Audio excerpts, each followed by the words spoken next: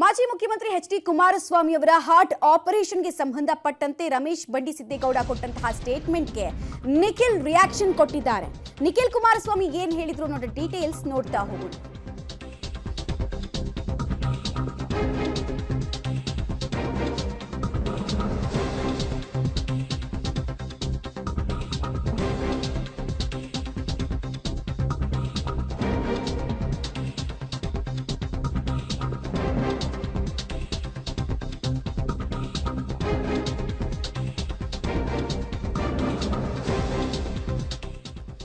ರಮೇಶ್ ಬಂಡಿಸಿದ್ದೇಗೌಡ ಹೇಳಿಕೆಗೆ ಭಾವುಕರಾಗಿದ್ದಾರೆ ನಿಖಿಲ್ ಕುಮಾರಸ್ವಾಮಿ. ರಮೇಶ್ ಬಂಡಿಸಿದ್ದೇಗೌಡ ಹಿರಿತನಕ್ಕೆ ಇಂಥ ಮಾತು ಶೋಭೆ ತರಲ್ಲ ಅನ್ನೋದು ಅವ್ರ ಮಾತು.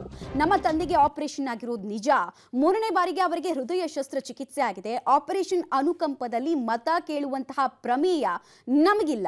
ನಮ್ಮ ಕುಟುಂಬ ಮೊಸಳೆ ಕಣ್ಣೀರನ್ನ ಹಾಕಿಲ್ಲ. ಜನರಿಗೆ ಕಷ್ಟ ಆದಾಗ ಕುಮಾರಣ್ಣನಿಗೆ ಕಣ್ಣೀರು ಬರುತ್ತೆ ಅಂತ ನಿಖಿಲ್ ಭಾವೋದ್ವೇಗಕ್ಕೆ ಒಳಗಾಗಿ ರಿಯಾಕ್ಷನ್ ಕೊಟ್ಟಿದ್ದಾರೆ. ಸಹಜ, ಯಾರೇ ಆಗಲಿ ತಮ್ಮ ತಂದೆ ಬಗ್ಗೆ ಮಾತಾಡ್ತಾರೆ ಅಂತ ಹೇಳಿದಾಗ ಸಹಿಸಿಕೊಳ್ಳುವಂತಹ ಸುಮ್ಮನೆ ಕೂತ್ಕೊಳ್ಳುವಂತಹ ಜಾಯಮಾನನೇ ಯಾರಿಗೂ ಇರಲ್ಲ.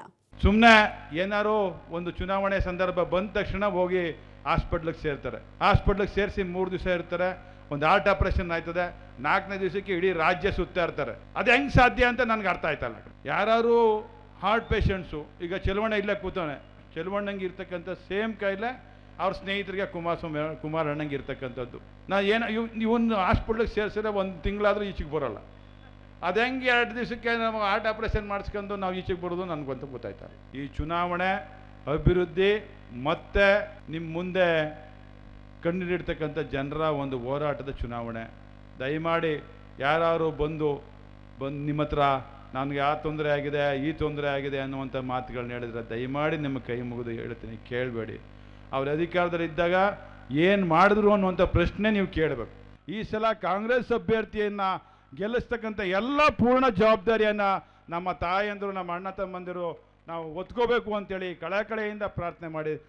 ಸುಮ್ಮನೆ ಏನಾರು ಒಂದು ಚುನಾವಣೆ ಸಂದರ್ಭ ಬಂದ ತಕ್ಷಣ ಹೋಗಿ ಹಾಸ್ಪಿಟ್ಲಿಗೆ ಸೇರ್ತಾರೆ. ಹಾಸ್ಪಿಟ್ಲಿಗೆ ಸೇರಿಸಿ 3 ದಿವಸ ಇರ್ತಾರೆ.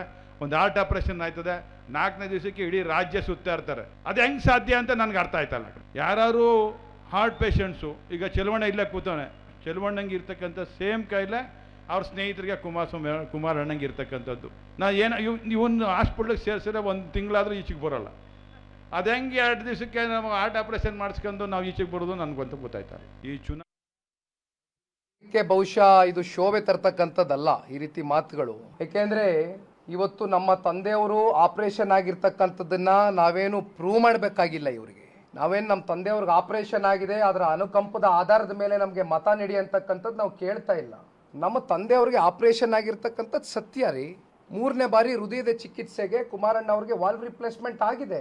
ಕಳೆದ 2018ರ ಒಂದು ವಿಧಾನಸಭಾ ಚುನಾವಣೆಯ ಸಂದರ್ಭದಲ್ಲಿ 1 ತಿಂಗಳು ಮುಂಚಿತವಾಗಿ ಆ ಸರ್ಜರಿ ಆಯಿತು. 1 ತಿಂಗಳಿಗೆ ಇಡೀ ರಾಜ್ಯವನ್ನು ಪ್ರವಾಸ ಮಾಡಿದ್ರು, ಜವಾಬ್ದಾರಿಯನ್ನು ತಗೊಂಡಿದ್ದಾರೆ ತಂದೆಯವರು. ಹಾಗಾಗಿ ಇವತ್ತು ಆ ರೀತಿ ಲಘುವಾಗಿ ಮಾತನಾಡ್ತಕ್ಕಂಥದ್ದು ಬಹುಶಃ ಅವರ ಒಂದು ಸ್ಥಾನಕ್ಕೆ, ಅವರ ಒಂದು ಹಿರಿತನಕ್ಕೆ ಶೋಭೆ ತರ್ತಕ್ಕಂಥದ್ದಲ್ಲ ಅಂತಕ್ಕಂಥದ್ದು ನಾನು ಹೇಳಲಿಕ್ಕೆ ಬಯಸ್ತೇನೆ ದಯಮಾಡಿ. ಯಾಕೆಂದರೆ ಈ ರೀತಿ ಮಾತನಾಡಬಾರ್ದು. ಇವತ್ತು ನಾವು ಪ್ರೂವ್ ಮಾಡ್ಕೊಳ್ಬೇಕೆ ಅದನ್ನು. ಇವತ್ತು ನಮಗಿರ್ತಕ್ಕಂಥ ನಮಗೆ ಗೊತ್ತಿದೆ. ನಮ್ಮ ತಂದೆ ಈ ರಾಜ್ಯ ಕಟ್ತಕ್ಕಂಥದ್ದಕ್ಕೆ, ಈ ಪಕ್ಷವನ್ನು ಕಟ್ತಕ್ಕಂಥದ್ದಕ್ಕೆ ಎಷ್ಟು ವರ್ಷಗಳ ಕಾಲ ಅವ್ರು ಹಾಕಿರ್ತಕ್ಕಂಥ ಶ್ರಮ ಇದೆಯಲ್ಲ, ಅವ್ರ ದೇಹದ ಮೇಲೆ ಅವ್ರು ಕೊಟ್ಟಿರ್ತಕ್ಕಂಥ ಶ್ರಮ ಇದೆಯಲ್ಲ, ಅದರ ಪರಿಣಾಮ ಇದು. 10-15 ವರ್ಷಗಳ ಕಾಲ ಕನಿಷ್ಠ ಪಕ್ಷ ಆ ಒಂದು ವಾಲ್ವ್ ರಿಪ್ಲೇಸ್ಮೆಂಟ್ ಆದಮೇಲೆ ಮತ್ತೆ ಆಪರೇಷನ್ ಆಗ್ತಕ್ಕಂಥದ್ದು ಅವಶ್ಯಕತೆ ಇರೋದಿಲ್ಲ. ಆದರೆ ಇವತ್ತು ಅವರು ದೇಹಕ್ಕೆ ಕೊಟ್ಟಿರ್ತಕ್ಕಂಥ ಒಂದು ದಂಡನೆ ಇದೆಯಲ್ಲ, ಅದು ಬಹುಶಃ ಇವತ್ತು ಅವ್ರ ದೇಹದ ಮೇಲೆ ಆಗಿರ್ತಕ್ಕಂಥ ಒಂದು ಪರಿಣಾಮ. 6 ವರ್ಷಕ್ಕೆ ಇವತ್ತು ಮತ್ತೊಮ್ಮೆ 3ನೇ ಬಾರಿ ಹೃದಯದ ಚಿಕಿತ್ಸೆಗೆ ಒಳಗಾಗಿರ್ತಕ್ಕಂಥದ್ದು ನಮಗೆಲ್ಲರಿಗೂ ಭಾಳ ಅತ್ಯಂತ ನೋವಿದೆ. ಇವತ್ತು ಇಂಥ ಸಂದರ್ಭದಲ್ಲಿ ಈ ರೀತಿ ಮಾತನಾಡ್ತಕ್ಕಂಥದ್ದು ಶೋಭೆ ಅಲ್ಲ. ದಯಮಾಡಿ ಮಾತನಾಡಬೇಕಾದ್ರೆ ನಿಮ್ಮ ಒಂದು ಹಿರಿತನಕ್ಕೆ, ನಿಮ್ಮ ಒಂದು ಸ್ಥಾನಕ್ಕೆ ಗೌರವಯುತವಾಗಿ ನಡ್ಕೊಳ್ಳಿ. ಸಮಾಜ ನೋಡ್ತಾ ಇದೆ, ಜಿಲ್ಲೆ ಜನತೆ ನೋಡ್ತಾ ಇದ್ದಾರೆ, ರಾಜ್ಯ ನೋಡ್ತಾ ಇದೆ. ಕುಮಾರಣ್ಣ ಅವರು ಅತ್ಯಂತ ಭಾವನಾತ್ಮಕವಾದಂಥ ಜೀವಿ ಅಂತಕ್ಕಂಥದ್ದು ಇಡೀ ರಾಜ್ಯಕ್ಕೆ ಗೊತ್ತಿರ್ತಕ್ಕಂಥ ವಿಚಾರ. ಸುಮ್ಮನೆ ಮೊಸಳೆ ಕಣ್ಣೀರಾಗ್ತಕ್ಕಂಥದ್ದು ನಮ್ಮ ಕುಟುಂಬ ಎಂದೂ ಕೂಡ ಮಾಡಿಲ್ಲ.